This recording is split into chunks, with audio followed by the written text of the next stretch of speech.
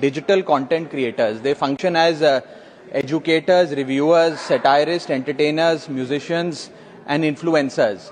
ये सही मायने में सर भारत के ग्रास रूट कम्युनिकेटर बन गए हैं और इनका यूट्यूब चैनल हो या इंस्टाग्राम पेज हो, ये इनके लिए सोर्स ऑफ एंटरटेनमेंट नहीं बल्कि इनकी सोर्स ऑफ इनकम है, इनका एसेट है. It is the fruit of their hard work.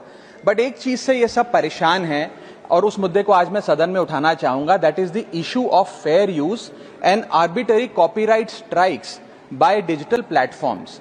Sir होता क्या है कि अगर एक कंटेंट क्रिएटर कुछ सेकंड, चंद सेकंड, 2-3 सेकंड के लिए कॉपीराइटेड कंटेंट को रीपर्पस करके कमेंट्री, क्रिटिसिज्म, पैरोडी, एजुकेशनल या न्यूज रिपोर्टिंग पर्पसेस के लिए यूज करता है, चाहे वो क्रेडिट देता हो, उसको इंसिडेंटली यूज करता हो, कॉपीराइट स्ट्राइक मारकर उसकी यूट्यूब चैनल है, प्रॉपर्टी है या इंस्टाग्राम पेज है, उसे वाइप आउट कर दिया जाता है और उसकी सालों की मेहनत चंद मिनटों में समाप्त हो जाती है. Sir, livelihoods must be decided by law and not by arbitrary algorithms.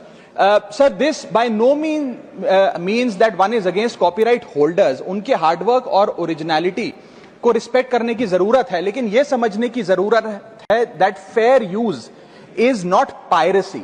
Fair use where sometimes the purpose of using this content is incidental or transformative must not tantamount to wiping out somebody's hard work. Sir, because innovation cannot grow in fear and creativity cannot survive under threat. India का copyright act sir 1957 में बना. एक ऐसे दौर में बना जब ना इंटरनेट था, ना कंप्यूटर थे, ना डिजिटल कंटेंट क्रिएटर्स थे, ना यूट्यूब, इंस्टाग्राम था. And this act lakhs the very definition of digital creators. ये फेयर डीलिंग की बात करता है, लेकिन फेयर डीलिंग की बात किताबों, मैगजीन और जर्नल के कॉन्टेक्स्ट में करता है, जो उस दौर की इंफॉर्मेशन डिसेमिनेशन के सोर्सेज थे, ना कि आज के दौर की. इसीलिए मैं 3 मांगे आज सदन में लेकर आया हूं. मेरी पहली मांग है, amend the copyright act of 1957 and define digital fair use. परिभाषित करिए कि ट्रांसफॉर्मेटिव यूज क्या है, जैसे कि कमेंट्री, सटायर, क्रिटिक, एक्सप्लेनेशन.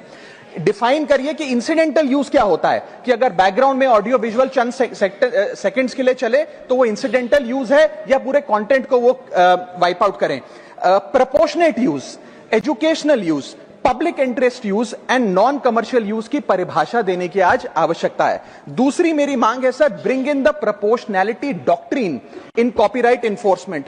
कि बैकग्राउंड में मान लीजिए कुछ सेकंड के लिए कोई वीडियो और साउंड चला, उसका यह मतलब नहीं होना चाहिए कि कंटेंट क्रिएटर की सालों की मेहनत कुछ चंद सेकंड्स में समाप्त हो जाए. My third demand sir is that mandatory due process before take down. किसी का भी